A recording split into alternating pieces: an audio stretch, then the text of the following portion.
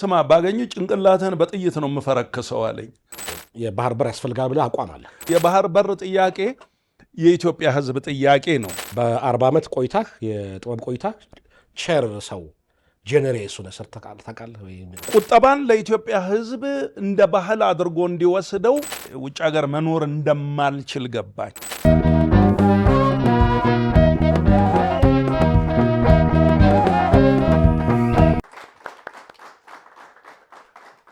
ተመልካቾቻችን የመሴሾ ነው መሴሾ በአባይ ቲቪ እና በመሴሾ ዩቲዩብ ቻናል የሚተላለፍ የምሽት የመዝናኛ ፕሮግራም ነው መሴሾ አሁንም እንደቀጠለ ይገኛል አሁንም የእንግዳ ፕሮግራም ይኖረናል ዛሬ ደግሞ አንጋፋ አርቲስት ጋብዤላችኋለሁ ከ1970ዎቹ መጀመሪያ ጀምሮ በጥበቡ ዓለም የራሱን አሻራ ያሳረፈ ነው በተለያዩ ቲያትሮች በተለያዩ ተከታታይ የቲቪ ድራማዎች እንዲሁም ፊልሞች የምናቀውና የምናከብረው አንጋፋው አርቲስት ጥላሁን ጉግሳን የዛሬው የመሴሾ እንግዳ አድርጌዋለሁ ባካችሁ በክብር ተቀበሉኝ በክብር ተቀበሉኝ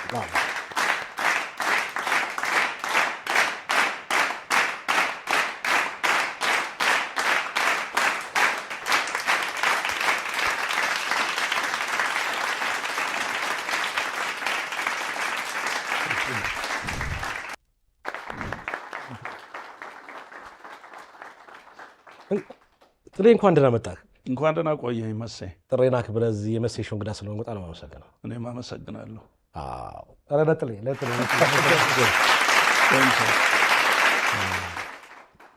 አዎ እናንተ እንደዛ አንጋፋዎችን ስናይ ደስ ይላል በጣም መልካም ነው አይደል የጠጣን ውሃው ያዝ እስቲ ይኸው እስቲ ያዝ እንግዳ ሲያፍር ባለቤት ይጋብዛል ነው አይ ሳይ ደነዘዝኩና ዋውም ሳልጋብዝ ቀረው ረሳው ይሁን አዎ አስታውስከኛል አዎ እኔም ከጋበዝኩ ጋዜጠኛም ስለነበር ካንተ ብዙ አይደል ጋዜጠኛ እኮ ሰርቻለሁ ያ ብዙ አያውቅም ግን ያ አይ በጣም ጥሩ ነው ስራ እንዴት ነው መልካም ነው እግዚአብሔር ይመስገን አይደል ያ ጥሩ ነው ጥሩ ነው አይ ሰሞኑን ደግሞ ልደት ነበረ አዎ እንኳን ተወለድክ አይ በየትኛውም ቀን ይሁን አንተም እንኳን ተወለድክ እንደዚህ እንድንገናኝ አዎ ግን በወር ነው እኮ የምንበላለጠው እንትኑ እኔ መስከረም ነው ያንተ ጥቅምት ነው እንዴ ትበልጠኛለህ ማለት በአንድ ወር በልጣ ያ እንዴለ ዓመተ ምሕረቱ አይሰላና አንድ ወር ትቀድማለህ ጥቅም ስንት ነበር ያንተ 21 ይሄ ደግሞ መስከረም 19 ነው አንድ ወር ነው ግን ኮከባችን ተመሳሳይ ነው ማለት ነው እኔ ስለ ኮከብ አንተ እንግዲህ በጣም ብዙ ቲያትሮች ፊልሞች ምናምን ሰርተሃል አዎ ያ እንደው ምን ያህል ደስተኛ ነህ በእነዚህ አመታቶች ነው በእነዚህ ስራዎች ኦር በእነዚህ አመታቶች ዳ እንግዲህ አንተ ከ1970ዎቹ ጀምሮ ነው የሰራው እንግዲህ 40 ምናምን በላይ 40 ከ72 ጀምሮ 72 አዎ ከ72 ጀምሮ እና ብዙ አመት ቆይታል እንግዲህ ስለዚህ ምን ያህል በጥበቡ ዓለም ደስተኛ ነህ እንግዲህ ይሄ የጥበቡ ዓለም ጥበብ ስንል ብዙ ጥበቦች አሉ በዓለማችን ላይ በመድራችን ላይ ስፔሻሊ ይሄ የአርት ከአርቱም ደግሞ የቲያትርና የፊልም እና የጽሁፍ ስራዎች ለየት ያሉ የራሳቸው ካታጎሪ ውስጥ ያሉ ናቸው ይሄን ያህል ጊዜ በአንድ ነገር ውስጥ ለመቆየት መጀመሪያ መውደድ ያስፈልጋል ስትወደው በጣም ፓሽኔት ትሆናለህ ስለዚህ ፓሽኔት ሆነህ ደግሞ ስትሰራ ዘመኑ ራሱ አይታወቅም ስለዚህ የመጀመሪያው ነገር እወደዋለሁ ሙያዬን ለሙያዬ የተሰጠሁ ነኝ ብዬ አስባለሁ ስለዚህ መስራት የሚገባኝን ያህል ለመስራት ጥረት እያደረኩ ነው እስካሁን ሰርቻለሁ ገና እሰራለሁ እንደ እግዚአብሔር ፈቃድ ይሄ ነው ያለው አይ ለጥበብ እኮ የተሰጠህ አንተ ብዬ አስባለሁ እንደ ተፈጥሮስ ሳይው ስፔሻሊ ደግሞ ቲያትር ሰው መድረክ ትወራ እውነት ነው አይደል ነጥሌ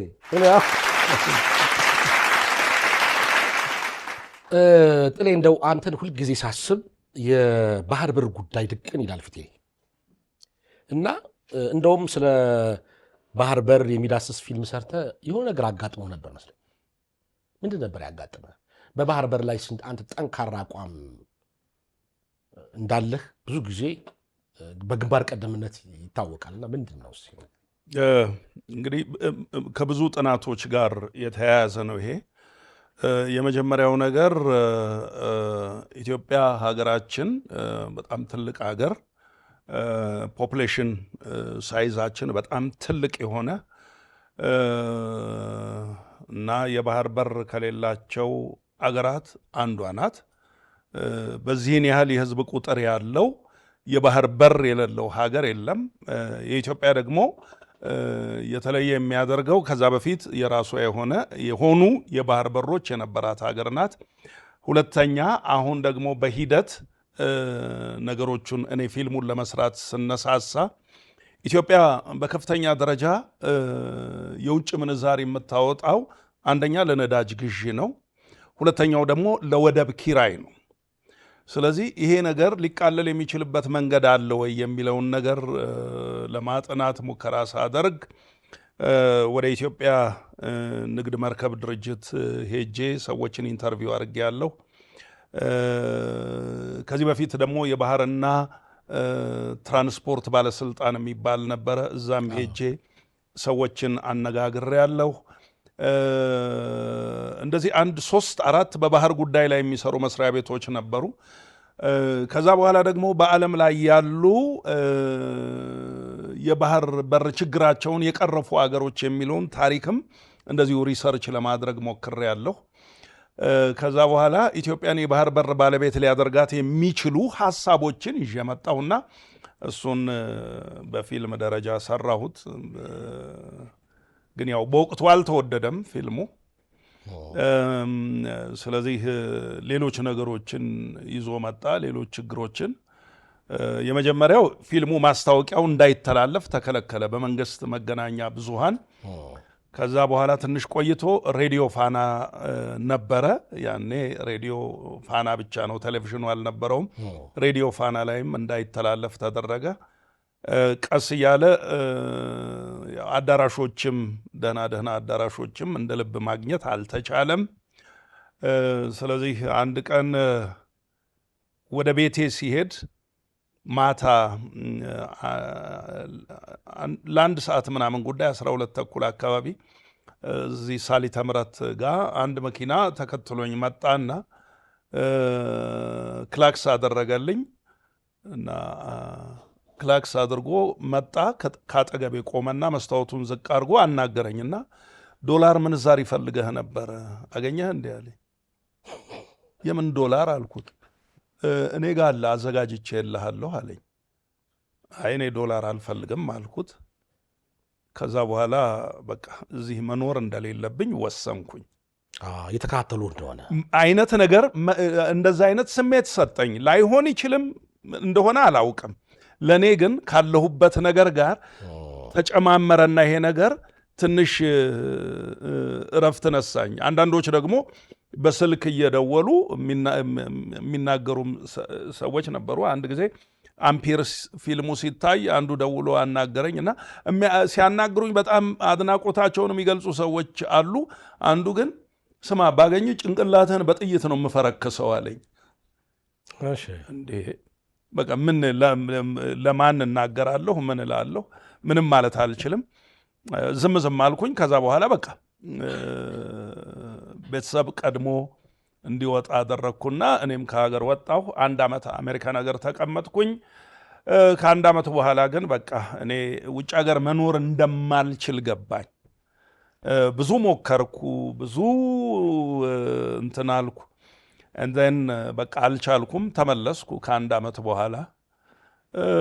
ከእንደዚህ አይነት ነገር ርቄ የባህር በርን የሚያነሳ ምንድነው ውሾን ያነሳ ውሾ ይሁን ብዬ ሌሎች ስራዎችን እየሰራሁ መኖር ጀመርኩ። ይሄ ነው እንግዲህ። ስለዚህ አሁንም ግን የባህር በር ያስፈልጋል ብለህ አቋም አለ እስከ መጨረሻው። ማለት ይሄ እኮ እውነት ኢትዮጵያን የሚወድ የኢትዮጵያ ሕዝብ የኖረ ጥያቄ ነው። ምክንያቱም 1997 የማስታውሰው ተቃዋሚ የሚባሉ ወይም ተፎካካሪ የፖለቲካ ድርጅቶች የሚባሉት የምርጫ ቅስቀሳቸው ዋነኛው ጉዳይ የባህር በር ነበረ እና የባህር በር የሁሉም ህዝብ ጥያቄ የባህር በር አስመላሽ ኮሚቴ የሚባል መስቀል አደባባይ ስብሰባ ያደርግ እንደነበር አስታውሳለሁ። እነዚህ ሁሉ አሉና የባህር በር ጥያቄ የኢትዮጵያ ህዝብ ጥያቄ ነው። ኢትዮጵያዊ ነኝ የሚል ሁሉ የባህር በር ጥያቄ ውስጡ አለ። አሁን ደግሞ የተፈጠሩት አጋጣሚዎች እጅግ በጣም የሚያበረታቱና ያሉት ነገሮች ሁሉ ነገራችንን፣ አይናችንን፣ ልባችንን ወደ ባህር በር ቀይ ባህር ሜይን እንትን ቀይ ባህር ነው። ዋናው ውሃውን ማግኘት ነው። ውሃው ከተገኘ አይደለም አንድ አሰብ 30 ፖርት መስራት ይቻላል። ውሃው ሲኖር ልክ ኤርፖርት ፖርቱ አይደለም መሬቱ ላይ አየር ማረፊያ መስራት ይቻላል። እና ውሃው ካለ 20 30 ወደብ መስራት ይቻላል። ግድ የለም 20 30 ይቀር። አሁን ግን ወሳኝ የሆነ የቀይ ባህር ባለቤትነት መብት ሊኖረን ይገባል።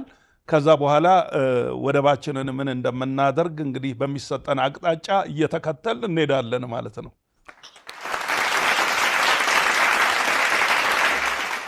እስቲ እንደ ወደ ቲያትሮች ልምጣና ብዙ ጊዜ አንተ የምትነሳው በጣም በዚህ በመንጠቆና በቤቶች የድራማ የስስታም ገጸ ባህሪ ይሄ እንደው ባህሪ በሌሎች ሰዎች ዘንድ አሉት ተጽዕኖ አልፈጠረብህም በአንተ ህይወት ላይ? ዌል እንግዲህ ልዩነት አላቸው መንጠቆና ቤቶች። መንጠቆ ሊትራሊ ለሳንቲም ሚኒንግ የሚሰጥ በ5 ሳንቲም ጉዳይ ሊሰቀል ሁሉ የሚችል ግለሰብ ነው። ሊሰቀል ይችላል በ5 ሳንቲም ጉዳይ። እንደዚህ አይነት ገጸ ባህሪ ነው። የቤቶቹ ዘሩ ሞላ ግን ገንዘብ ይወዳል የሚሉት ሰዎች አይደለም። ገንዘብ ወዳድ አይደለም፣ ቆጣቢ ነው። ቆጣቢ ነው። ቋጣሪ ሳይሆን ቆጣቢ ነው። ምክንያቱም ድራማውም ሲጀመር ዓላማ አድርጎ የተጀመረው የዛሬ 12 እና 13 ዓመት በፊት ቁጠባን ለኢትዮጵያ ሕዝብ እንደ ባህል አድርጎ እንዲወስደው ማስለመድ አለብን የሚለውን ነገር ይዘን ነው። ሜቢ ከዛሬ 14 ዓመት በፊት 15 ዓመት በፊት ጥናት ቢደረግ የቁጠባ ባህል ኢትዮጵያ ውስጥ ያን ያህል አልነበረም። በጣም በትክክል ቁጠባ ተብሎ በቴሌቪዥን ማስታወቂያ መነገር የጀመረው ቁጠባ ብሎ ቆጥቡ፣ ከዛም በኋላ ደግሞ ተሸለሙም የሚለው ነገር የታከለው ከቤቶች በኋላ ነው። ስለዚህ ሜጀር የነበረው ኦብጀክቲቫችን ለኢትዮጵያ ሕዝብ ስለ ቁጠባ ባህል ልናስተምረው ይገባል። ነጮቹ እዚህ ደረጃ ላይ የደረሱት ቁጠባን ካልቸር አድርገው ነው። ለምሳሌ ጃፓን፣ ለምሳሌ ኮሪያ እና ሌሎችም አውሮፓውያን አገሮች አሉ በቁጠባ በጣም የታወቁ አገሮች እና ቆጥበው ምን ማድረግ እንዳለባቸው ምን ላይ መዋል እንዳለባቸው በትክክል አጥንተው የሚያደርጉት ነገር ስለሆኑ የኛ ደግሞ የተገኘውን መብላት በቃ እንደተገኘ መሆን ነውና ይሄ ለህይወት ለኑሮ የሚያዛልቅ አይደለም። ቁጠባን መልመድ አለብን የሚለው ባህልን መሰረት ለማድረግ ነው ታስቦ ራሱ ድራማው የተጀመረው እንጂ ዘሩ ሞላ ለልጆቹ የሚያደርገው ነገር፣ ለቤተሰቡ የሚያደርገው ነገር፣ የሚኖርበት ቤት ኤቭሪቲንግ ሚድል ክላስ ያለ ሰው ነው። ሚድል ክላስ የሚኖረውን ሰው የሚያደርገው 2 ሰራተኛ ይዞ ዘበኛ ቀጥሮ እነዚህ ሁሉ ነገሮች አሉ እና ከመንጠቆ ጋር ልናስተያየውና ልናዛምደው አይገባም። አሁን እንደው በአንተ ላይፍ ላይ ልክ እንደዛ አድርገው አያስቡም ወይ ሰዎች? አንዳንድ ጊዜ መንጠቆ ላይ ነበረ ይላሉ፣ እዚህም ላይ የሚሉ ሰዎች አሉ። አንዳንዶቹ መንጠቆ ላይ የሚሉ ሰዎች አሉ። አንድ ጊዜ አንድ ለቅሶ ልንደርስ ከጓደኞቼ ጋር ታክሲ ተሳፍረን እንሄዳለን። የጥላሁን ገሰሰ አባት ሞተው የነበረ ጊዜ ወደዛ ወደ ቢስ መብራት አካባቢ ነበር ቤታቸውና ለቅሶ ልንደርስ እኔና 3 ጓደኞቼ በትንሽ ታክሲ ተሳፍረን ስንሄድ በኋላ ልክ መውረጃችን ደረሰና ልንወርድ ስንል ሂሳብ ምናምን ሲባል እኔ ነኝ የምከፍለው እና እነሱ የላቸውም ገንዘብ እና አውጥቼ ስከፍል ማን ነው የሚከፍለው አለ። እኔ አልኩት። እኔ አልቀበልም አለ። ምን ነው እለዋለሁ። እንዴ ከዚህ ስትወርድ ብትሞትስ ያለ እና እንደዛ አይነት ግንዛቤ ያላቸው ሰዎች አሉ። ይኖራል፣ አይኖርም አይደለም። ያኛው በጣም ስስታም ስለሆነ ያዝናናል ከመጠን በላይ ስስቱ ለመዝናኛነት የሚሆን ነውና ያዝናናልም። አንዳንድ ጊዜ ሰዎች አይተው እውነት እንደዚህ ቢሆንስ ብለውም ያስባሉ። እንደው በ40 ዓመት ቆይታህ የጥበብ ቆይታ ቸር ሰው ጄኔሬስ ሆነ ሰርተህ ታውቃለህ ወይ? ገንዘብ በታኝ ምናምን? አዎ እንዴ ብዙ ስቴጅ ላይ የሰራዋቸው ባይ ዘ ዌይ ይሄ መንጠቆ በጣም ሃይ ኮሜዲ ነው። እንደውም ፋርስ ድራማ ነው። ቤቶችም ያው ሲትኮም ነው፣ ሲቹዌሽናል ኮሜዲ። መድረክ ላይ የሰራዋቸው ድራማዎች ግን ማጆሪቲው እንትን ነው፣ ምንድን ነው ትራጀዲ ነው። ትራጀዲ ነው የሰራኋቸው ገጸ ባህሪያት። ስለዚህ አብዛኛዎቹ አላቸው እንዲህ አይነት ነገር ለገንዘብ ብዙም ግድ የሌለው። ምክንያቱም በትራጀዲ ድራማ ውስጥ አንድ ገንዘብ ወዳድን አምጥተህ እዚህ ጋር የነበረውን እንደ መንጠቆ አይነት ሰው አምጥተህ ብዙ ጊዜ ጃነሩን ስለሚቀይረው በጣም ሲሪየስ የሆነ ነው። እንደ እነዚህኞቹ ስፔሻሊ እንደ መንጠቆ ገንዘብ አምላኪ አይሆንም ብዙ ጊዜ። ስለዚህ እንደዛ አይነት እንትኖችን ነው የሰራሁት። እንግዲህ ጥላሁን ጉሳ ሲነሳ የሁለት ባለሙያዎች ውጤት ነው ይባላል። በቲያትር በኩል የመልአኩ አሻግሬ፣ በማስታወቂያው ደግሞ የውብሸት ወርቅ አለማው ነው ይባላል። ስለ እነሱ አጠር አድርገህ ነገር ይችላል? አዎ እንግዲህ ያው የመጀመሪያው ነገር ራሴን እንዳገኝ በትወነው ዓለም ማለት ነው ያደረገኝ፣ የዘወትር ምኞቴ እንዲሳካ ያደረገው አቶ መላኩ አሻግሬ ነው። አሁን በህይወት የሌለው አባቴ የምለው የሙያ አባቴ የምለው አርቲስት መላኩ አሻግሬ ነው። እሱ ነው እጄን ይዞ አገር ፍቅር ወስዶ የመጀመሪያውን ቲያትር ፕሮፌሽናል መድረክ ላይ እንድወጣ ያደረገኝ። እንግዲህ እግዚአብሔር በሰጠኝ ጸጋ እንግዲህ ሰዎች ያስፈልጉሃል ያው ወደ ቦታው ላይ የሚያመጡ። ስለዚህ እግዚአብሔር እሱን ተጠቅሞ ወደ ፕሮፌሽናል መድረክ ላይ እንድወጣ ሆንኩኝ። ከቀበሌ ነው ይዞኝ ሄደው። ቀበሌ ቲያትር ስንለማመድ አይቶ አክቲንግህ ጥሩ ነው፣ ድምፅህ በጣም ጥሩ ነው፣ ስለዚህ እኔ አገር ፍቅር ይዤ እሄዳለሁ ነው ያለኝ ያየኝ ዕለት እና ወደ አገር ፍቅር ሄድኩኝ። እንደሄድኩኝም ደግሞ በቃ የመጀመሪያው ፕሮፌሽናል መድረኬ አገር ፍቅር ሆነ። ስለዚህ አርቲስት መላኩ አሻግሬ ለእኔ ብቻ ሳይሆን ለኢትዮጵያ ዘመናዊ ቲያትር ትልቅ ባለውለታ ነው። ትልቅ ባለውለታ ነው ለኢትዮጵያ ዘመናዊ ቲያትር። እንደሱ የደከመ እንደሱ ዋጋ የከፈለ የኢትዮጵያ ቲያትርን ዘመናዊ ቲያትርን ለመፍጠር እንደሱ የለፋ ሰው የለም። እንግዲህ የሚቻለውን ነገር አድርጓል። የኢትዮጵያ ቲያትርም እዚህ ደርሷል። ስለዚህ እኔንም እጄን ይዞ ሀገር ፍቅር ቲያትር መድረክ ላይ በመውሰድ የመጀመሪያው ሰው ነው። ስለዚህ በዚህ ሁልጊዜ ሲመሰገን ይኖራል። እናመስግነው። ነፍሱን እንደገነት ነው። እውነት ነው። ከዛ በኋላ ሁለተኛ አገር ፍቅር ስሰራ አይቶኝ ከዛ በኋላ ያው ወደ ቀበሌ ነው የተመለስኩት። እኔ እዛ ሀገር ፍቅር ቲያትሩ ለሕዝብ ሲመረቅ ደበበ እሸቱ ነው ደቤ አይቶ አቶ መላኩን አንተ ቲያትር ላይ ሲሰራ የነበረውን ልጅ ጥራልኝ እኔ ልቀጥረውና ላሰራው ፈልጋለሁ ብሎ መልእክት ላከብኝ። ጋሽ መላኩ ነገረኝ፣ እንደዚህ ደበበ ይፈልግሃል አለኝ። ደቤ ይጠራኛል ብዬ በህይወቴ አስቤ አላቅም እና ተመኝቼም አላቅም፣ ምክንያቱም በጣም ሩቅ ስለሆነ እሱ። ግን የእሱ ጥሪ ሲደርሰኝ ሄድኩኝ። ራስ ቲያትር እሱ ያኔ ተጠባባቂ ስራ አስኪያጅ ነበር። በወር ይህን ያህል እከፍልሃለሁ፣ በመድረክ ይህን ያህል እከፍልሃለሁ፣ እዚህ ትሰራለህ አለኝ እና እንትኑ ራሱ ኦፈሩ ራሱ አስገራሚ ነው። እንደዛ ተደርጎም አያውቅም። አንድ ሰው ተቀጠረ፣ በቃ ደሞዝ ይከፈለዋል። በመድረክ እየተከፈለው እንደገና ደግሞ በወር ደሞዝ እየተከፈለው አነስተኛ ቢሆንም ደሞዙ እና ግን በጣም የነባሮቹን የሁለት እጥፍ ደሞዝ እና ገቢ እያገኘሁ ነበር ራስ ቲያትር የጀመርኩት።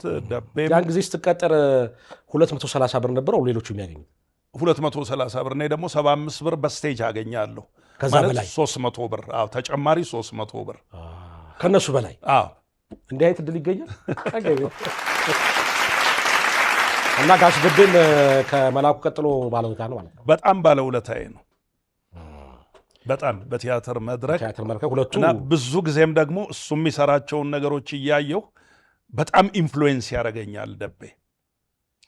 አሁን በህይወት የለም እንግዲህ ሁለቱም በህይወት የሉም። ከዛ ሲቀጥል የማስታወቂያው ጉዳይ ልክ ራስ ቲያትር መስራት እንደጀመርኩ ተቀጥሬ አንድ እሑድ ጋሹ ውብሸት ወርቅ አለማው መጥቶ ቲያትር ያያል። ልክ ቲያትሩ ሲያልቅ አስጠራኝና ማታ ራት ጋበዘኝና ሰኞ እዚህ ቦታ ነው ቢሮዬ እንድትመጣ እና ማስታወቂያ ትሰራለህ አለኝ። በማግስቱ ሰኞ ሄድኩ እሱ ጋር የሆነ ሌዘር ማስታወቂያ ነው ሰራሁ። ቀጥሎ ደግሞ ያሚቼን ማስታወቂያ ሰራሁ እየጠራኝ። ቀጥሎ የዓለም ዋንጫ ነበረና የዓለም ዋንጫ ማስታወቂያዎችን መስራት ጀመርኩ። በቃ በዛው ቀጠልኩና ኢትዮጵያ ውስጥ ከጋሹ ውብሸት ቀጥሎ ሁለተኛው የማስታወቂያ ድርጅት ፓዮኔር የሆነው የኔ የማስታወቂያ ድርጅት ነው ማለት ነው። በጣም ገነህ ነበርኩ ያን ጊዜ 90ዎቹ ላይ። ድምፅ እኮ ለማስታወቂያ የሚሆን ድምፅ እኮ ከቲያትር ባሻገር። አይ ጥሩ ነው። እስኪ አንድ ራስ ቲያትር አንድ ፎቶ ላሳይ እስኪ።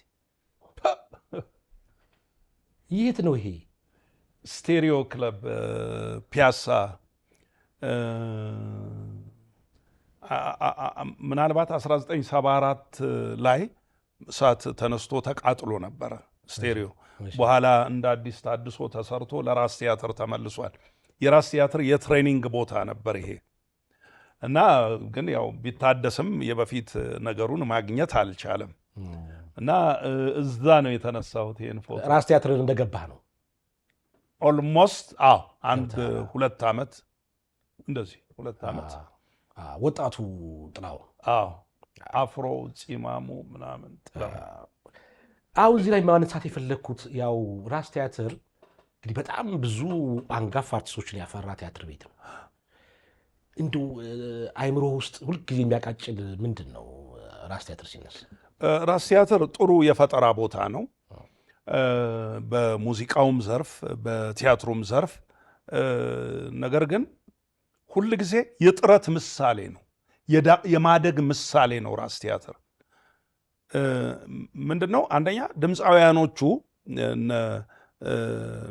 ፀሐይ ዮሐንስ ነበሩ፣ ንዋይ ደበበ፣ ኤልያስ ተባባል፣ ሻምበል በላይነህ እና አስቴር ከበደ፣ አበበች ደራራ ብዙ ነበሩ እና ሁሉም ጀማሪ ናቸው። በእነሱ ሴክተር ማለት ነው። ሁሉም ጀማሪ ናቸው፣ ግን ከጅምር ተነስተው አድገው ትልቅ ደረጃ ላይ ደርሰዋል። በቲያትሩ ላይ ደግሞ እኛ ሁላችን ጀማሪዎች ነን። ብሔራዊ ቲያትር አንጋፎች ናቸው። አገር ፍቅር አንጋፎች ናቸው። ሲቲ ሆል ይባል የነበረው መዘጋጃ ቤት የነበረው ከኛ ከፍ ያሉ ናቸው። ሁሉ ቦታ የታወቁ ናቸው እና ሁሉ ቦታ ቲያትር ተመልካች አለው። የእኛ ቲያትር ቤት ግን ቲያትር ተመልካች የለውም። ባይዘወይ ቲያትር ቤቱም ቲያትር ቤት አልነበረም። የቦሎቄ ማበጠሪያ ወፍጮ ቤት ነበረ እና ከዛ በኋላ ቲያትር ቤት ለማድረግ ቅዳሜ እንሄዳለን። ቅዳሜ አዳራሹን እናጥባለን። ወንበሮች የተሰባበሩ ናቸው። አዳራሽ አጥበን ስቴጁን አጽድተን ሲነሪ ራሳችን ሰርተን ይሄ ዴኮር ባክግራውንድ ጣራ ውስጥ ገብተን ራሳችን ሰቅለን ነው። ከዛ በኋላ ወደ ቤት ሄደን እሁድ ጧት ተጣጥበን ምሳችንን በልተን ተመልሰን 6:30 ራስ ቲያትር እንመጣለን። ከዛ ሰው ይገባል። የሚገባው ሰው ደግሞ ሲጀመር 100 ሰው 150 ሰው ትልቁ አንዴ 300 ሰው ገባ ተብሎ ታሪክ ተብሏል። ስለዚህ ምንድን ነው ቲያትር ቤቱን ማሳደግ፣ ቲያትር ቤቱን ቲያትር ቤት ማድረግ አድረን ነው የምንሰራው። ለራት 4 ብር ይሰጠናል። በዛች በ4 ብር ሴቶቹ ቲማቲም ገዝተው ከትፈው ቃሪያ ሽንኩርት አድርገው እንጀራ ከዛው አካባቢ ገዝተን እሷን በልተን እንደገና ወደ ትሬኒንግ እንገባለን።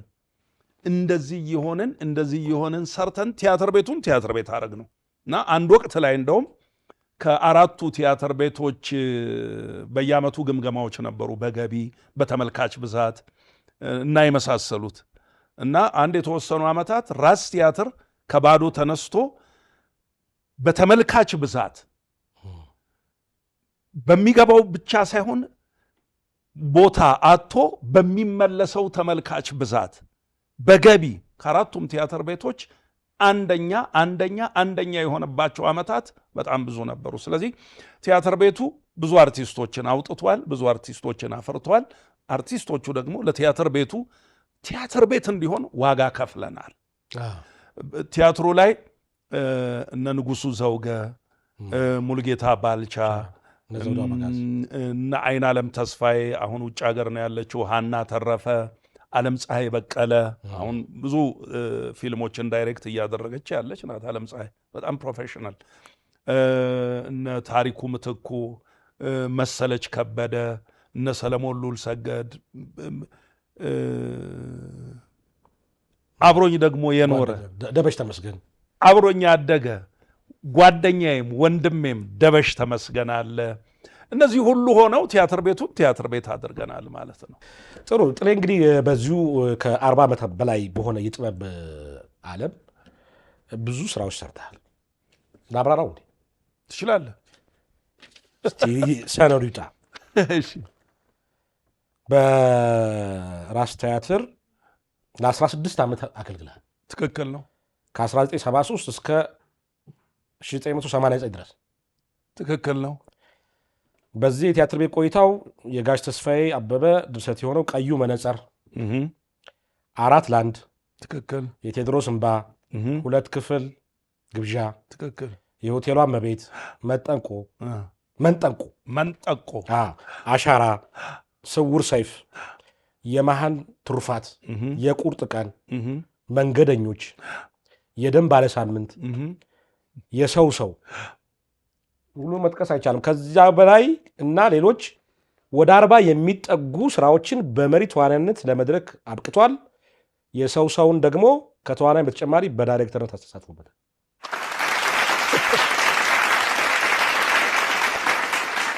የቲቪ ድራማውና ፊልሙ ብዙ ስለሆነ ለሪሰርች አልተመቸኝም። ለጊዜው እያበቃኝ እና በጣም ብዙ የሰራ ስለሆነ አይበቃን ብዙ ሰዓት ብዬ ነው። ሌላው ጥሌ የሚነሳው አንዱ መቼም ለማስተማሪያ እንዲመች ትምህርቱን ለጥበብ ዋጋ ከፍሏል የሚባለው እውነት ትምህርት እድሜ አይገድበውም ከሚሉት ደግሞ አንዱ አንተ ነህ። እስቲ አንድ ፎቶግራፍ ነው። እሺ። ዲግሪን ተምረ ማስተርስ እንደገና ወሰድክ። እንደው ለዚህ ትውልድ እንዲጠቅም እንደተሞክረውን ትንሽ ነገር ማለት ይመስል። ኦኬ፣ እንግዲህ ምንድነው ሁል ጊዜ ቲያትር ቤት እያለን እንናገር የነበረው ነገር ምንድነው? ለጥበቡ ሲል ትምህርቱን አቋርጦ ነው ሁሉ ሰው የሚባለው። ጥበብ ጠራችውና ትምህርቱን ትቶ ወይም ጥበብ ውስጡ እንትናልና ትምህርቱን አቋርጦ የሚባሉ ነገሮች ተደጋግመው ይሰማሉ። እውነት ነው። ቲያትር ቤት ከገባው በኋላ የማታ ትምህርት ቤት 2፣ 3፣ 4 ጊዜ ገብቻለሁ ትምህርቴን ከነበርኩበት ለመቀጠልና ለመጨረስ። ያው ግን ቅድም እንደተናገርኩት ቲያትር ቤት ውስጥ ሆኖ ብዙ የማያመቹ ነገሮች አሉ። ምክንያቱም አብዛኛውን ቲያትር ልምምድ ላይ ያዳር ስራ እንሰራለን ማታ። ስለዚህ ትምህርትን መቀጠል አልተቻለም። እንደምንም እያልኩ ከቲያትር ቤት ከተውኩ በኋላ 12ኛ ክፍል አስተማሪ ቀጥሬ ነው የተማርኩት። ቢሮ ነው የምማረው። ለተለያዩ ለመፈተናቸው ማትሪክ ለመወስዳቸው ሳብጀክቶች አስተማሪ ነበረኝ እና ማትሪክ ተፈተንኩ። ያን ጊዜ ማለፊያው 220 ምናምን ነበረ እና 370 አመጣሁና ማትሪክ አለፍኩ። ሳልፍ ኮተቤ ኮሌጅ ተደለደልኩ ማለት ነው። ኮተቤ ዩኒቨርሲቲ እዛ ተደለደልኩ። ግን እዛ መማረው የማህበረሰብ ሳይንስ ላይ ነበር የተደለደልኩት፣ መንግስት የደለደለኝ። እኔ ደግሞ በፕሮፌሽኔ ነው መቀጠል ፈልግ የነበረውና አዲስ አበባ ዩኒቨርሲቲ ኤክስቴንሽን ገብቼ የመጀመሪያ ዲግሪን በቲያትር ወሰድኩ ማለት ነው። እሱ ቅርብ ጊዜ ነው። ከዛ በኋላ ማለት ነው 2007 ነው የተመረኩት። ከዛ ወዲያው መቀጠል ፈልጌ ነበር። የተለያዩ ስራዎች ስፔሻሊ ቤቶች ላይ የነበረኝ ኢንጌጅመንት እንደገና ከትምህርት ወደ ትምህርት መሄድ አላስቻለኝም። ጥቂት ጊዜ ቆየሁና ከዛ በኋላ እንደገና በሊደርሺፕ ማስተርስ ተማርኩና ሁለተኛ ዲግሪን ወሰድኩ ማለት ነው። እና እዚህ ላይ ቁም ነገሩ ምንድን ነው? ሁል ጊዜ እንደው በመጨረሻ ያለህ መልእክት ስባል ሁል ጊዜ እል የነበረው ለወጣቶች ያለህ መልእክት ስባል በቃ ትምህርታቸውን እንዲማሩ፣ ትምህርታቸውን መግፋት እንዳለባቸው፣ በትምህርታቸው መበርታት እንዳለባቸው በምንም ነገር በምንም ሙያ ኦር ኤኒቲንግ ከመጠመዳቸው በፊት እያልኩ እናገራለሁ። እና አንዳንድ ጊዜ ራሴን እጠይቃለሁ፣ ራሴ ሳልማር እንዴት ነው ሰውን የምመክረው እያልኩኝ። እና እርግጥ ሳይማሩ የሚመክሩ ጥሩ ጥሩ አባቶች እንዳሉ አውቃለሁ። ግን ለእኔ ደግሞ በጣም ኮንቪኒየንት የሚሆነው ተምሬ አውቄ ተማሩ ብዬ በመከር ነው ለወጣቶች በጣም ተስማሚና አማራጭ የሌለው ነገር የሚለው አቋም በተለይ ወደ ትምህርቴ እንድገባና ትምህርቴን እንድገፋ አድርጎኛል ማለት ነው። ጥሩ ነህ አቋም። ያኗኗር ዘይቤ ምንድን ነው? እግዚአብሔር እንደፈቀደ ነው የምኖረው። እኔ ማለት አመጋገብ፣ የአካል ብቃት እንቅስቃሴ ትሰራለሁ? እሰራለሁ። ኦን ኤንድ ኦፍ ነኝ። በተለይ ወደ ውጪ ስወጣ አመጋገቤን በጣም ኮንትሮል አደርጋለሁ። ምክንያቱም ውጪ ላይ የምታገኛቸው በአብዛኛው ጃንክ ፉዶች ናቸውና እነሱ በጣም እንትን ይላሉ። ስለዚህ እዛ ላይ ጥንቃቄ ለማድረግ እሞክራለሁ። በጣም ጠንቃቃ ግን አይደለሁም። አገር ውስጥ ስሆን ምን ትበላለህ ብትለኝ እንደ ማንኛውም ኢትዮጵያዊ እንጀራ በወጥ እበላለሁ። ይሄ ነው ሁልጊዜ። አዎ ብዙ ጊዜ ግን አሁን ከቅርብ ጊዜ ወዲህ አመጋገቤን ማስተካከል ጀምሬያለሁ እና የተወሰኑ ነገሮች በተወሰኑ ጊዜ ነው የምበላው። ቁርስ አለኝ፣ ምናልባት ጁስ ሊሆን ይችላል ቁርሴ። ምሳ አለኝ በጣም የተመጠነ እና ሄልዚ ነገር እና እራትም እንደዛው። እንደሱ እያደረግኩ እንቅስቃሴም አልፎ አልፎ አደርጋለሁ። እሱም ይመስለኛል እንግዲህ። ውሎህ እንዴት ነው? ለምሳሌ ብስጭት ምናምን እንደዚህ አይነት ነገሮች ያጋጥመዋል? ያጋጥመኛል። እንደ ማንኛውም ሰው የሚያበሳጭ ነገር ያበሳጨኛል። እንደውም በጣም ሴንሲቲቭ ነኝ፣ ለመበሳጨት በጣም ፈጣን ነኝ። ግን በደቂቃ ውስጥ ረሰዋለሁ። በደቂቃ ውስጥ ረሰዋለሁ። አብዛኛውን ጊዜን ስራ ላይ ነው የማሳልፈው። ኢንዲፔንድስ ለምሳሌ ባለፉት ጊዜያት የሆነ የፕሮጀክት ስራ ነበረኝና 18 ሰዓት በቀን ሰራ ነበረ። ለ3 ወር 18 ሰዓት ነበረ በቀን የምሰራው። ማደር የሌለበት ስራ ነው። ስራ ከሆነ ደግሞ መስራት አለብኝ፣ ማሳደር አልፈልግም። መስራት የሚገባኝን ነገር በወቅቱ እና በሰዓቱ መስራት እፈልጋለሁ። ሁሉን ነገር ፈጠን ብዬ ቶሎ ማድረግ እፈልጋለሁ። እንግዲህ በጣም አሪፍ ሰራተኛ ነኝ ለማለት አይደለም፣ ግን እሰራለሁ። ከኔ የበለጠ ደግሞ የሚሰራ ትውልድ ተነስቷል አሁን። ግን በትውልድ በዘመን ግን ሰርተሃል? ሰርቻለሁ። እኛን መሰክርልሃል። እውነት ነው። አሁን ባጭሩ የጥላሁን ጉግሳ የህይወት መርህ ምንድን ነው? ህይወት ፍልስፍና የህይወት ፍልስፍናዬ እግዚአብሔር በሰጠኝ ዕድሜ በጎ ነገርን ማድረግ፣ የምሰራው ስራ ለሌሎች እንዲተርፍ ማድረግ፣ ተከታይ ሙያተኞችን ማፍራት። በነገራችን ላይ ዋናው ነገሬ የምሰራው ብዙ ጊዜ ይሄንን ነው። ከዚህ በፊትም እንደሚታወቀው ከዛ ቀጥሎ አሁንም ቤቶች ላይ ሁልጊዜ አዳዲስና ተተኪ ልጆችን ማፍራት ነው የምፈልገው ከዚህ በፊትም ደግሞ እንደዚሁ የጀመርኩት ነበረ ፕሮጀክት ከ5 ዓመት ዕድሜያቸው ከ5 ዓመት እስከ 12 ዓመት የሚሆኑ ታዳጊ ልጆች የትወና ውድድር የሚል ፕሮግራም አዘጋጅቼ እንደዚሁ በቴሌቪዥን ሲተላለፍ ነበር እና አርቱ ሙያ ላይ ተተኪዎችን ማፍራት ቢኮዝ እነ አርቲስት መላኩ አሻግሬ ኦፖርቹኒቲውን ሰጥተውኛል፣ ለኔ የማድግበትን መንገድ ከፍተውልኛል። ስለዚህ እኔ በሞኖፖሊ ይዤው ብቀመጥ የትም አልደርስም ከዚህ በኋላ እና እኔን ደግሞ የሚተኩና የሚከተሉ ልጆች ማፍራት ይገባኛል። ስለዚህ የመጀመሪያው አንዱ ነገሬ ይሄ ነው። በቃ በአርት ሙያ ላይ በምችለው አቅም ታዳጊዎችን፣ ተተኪዎችን አቅሙ ኖሯቸው ፖቴንሻሉ ኖሯቸው መስራት ያልቻሉ ልጆችን ለነሱ እድሉን ማመቻቸት፣ እነሱ እንዲሰሩ ማድረግ፣ እንዲሰሩ ብቻ ሳይሆን እኔን በልጠው እንዲወጡ ማድረግ፣ ይህንን ነው እየሰራው ያለሁት። አሁንም እየሰራ ነው ያለው። ምናልባት ከአርቱ ውጭ ሌላ የምትሰራው ስራ አለ? አዎ፣ ሌሎችም የምሰራቸው ስራዎች አሉ። ኢንቨስትመንት፣ ሌሎች ነገሮች አሉ የምሰራቸው ነገሮች አሉ። አዳዲስ ነገሮች አሉ። አዳዲስ ነገሮች አሉ። ብዙ የምሰራቸው ነገሮች አሉ። ወደፊት ይገለጣሉ። አዎ፣ ይሄን እየሰራሁ ነው ማለት ብዙ አስፈላጊ አይመስለኝም።